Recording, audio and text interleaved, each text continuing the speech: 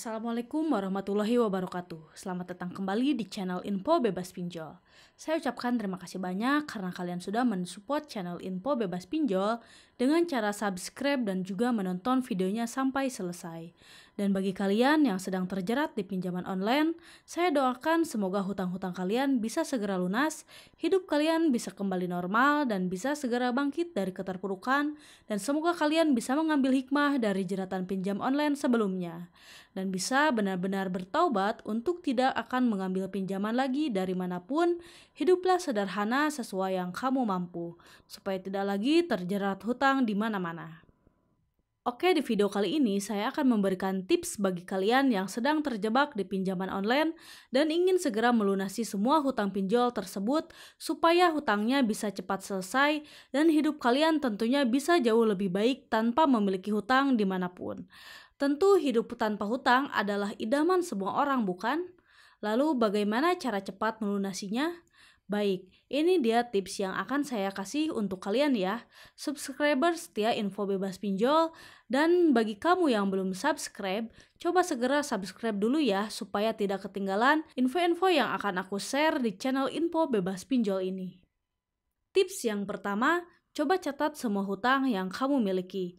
Catat di aplikasi mana saja kamu meminjam uangnya, lalu kamu rincikan hutang mana saja yang sudah mendekati jatuh tempo. Selain itu, kamu coba urutkan juga hutang mana yang paling kecil cicilannya. Tips yang kedua adalah dahulukan cicilan yang paling kecil cicilannya atau dahulukan cicilan yang paling dekat waktu jatuh temponya. Kamu coba pilih antara dua kategori itu ya teman-teman.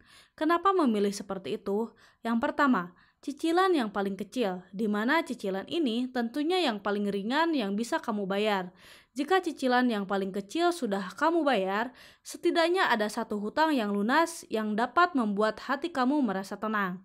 Cobain deh, walaupun nominal yang kamu bayarkan kecil, tapi ini akan sangat berdampak sekali pada suasana hati kalian.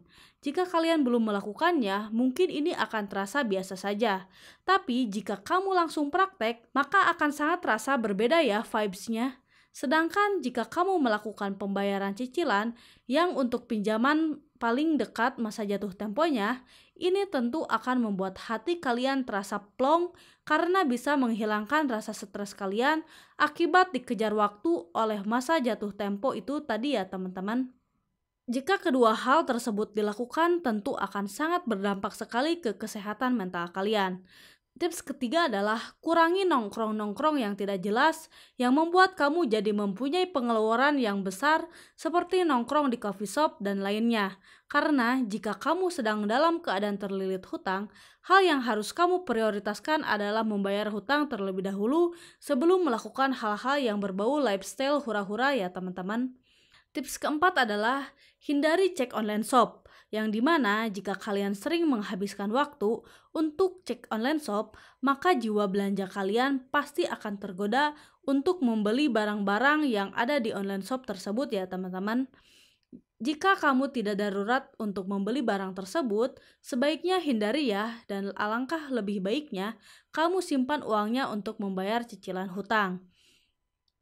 Tips yang kelima, selalu usahakan prepare masak di rumah dan membawa bekal ke tempat kerja hasil dari masakan yang kamu buat di rumah tadi ya teman-teman. Usahakan sebelum berangkat kerja, kamu sarapan terlebih dahulu supaya perut kamu sudah terisi dan tidak tergoda untuk membeli makanan saat di perjalanan berangkat kerja. Dan bawa bekal supaya di jam istirahat, kamu tidak perlu lagi membeli makanan. Karena jika kamu memasak dan membawa bekal dari rumah, tentu hal ini akan menghemat budget pengeluaran kamu, dan uangnya bisa kamu alokasikan untuk membayar hutang. Tips keenam, jangan pernah menunda untuk membayar hutang. Jika uang yang kamu miliki sudah mencukupi jumlah cicilan yang harus kamu bayar. Kenapa demikian? Yaitu supaya kamu tidak lupa bayar hutang dan supaya uang yang kamu miliki tidak terpakai untuk hal-hal yang kurang berguna lainnya. Dan tentunya ini akan membuat hutang kamu juga cepat lunas.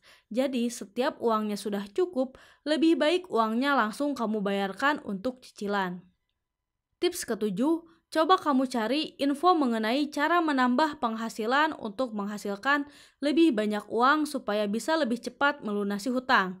Cari jenis pekerjaan yang tentunya tidak memerlukan waktu yang lama dan juga tidak memerlukan modal yang banyak dan tentunya tidak mengganggu pekerjaan kamu yang utama.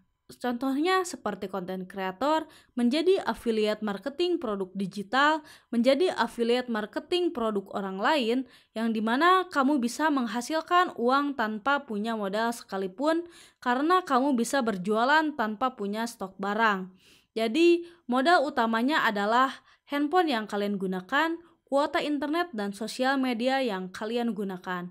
Jika penghasilan kamu sudah bertambah banyak, tentunya budget untuk membayar hutang kalian harus lebih banyak juga ya.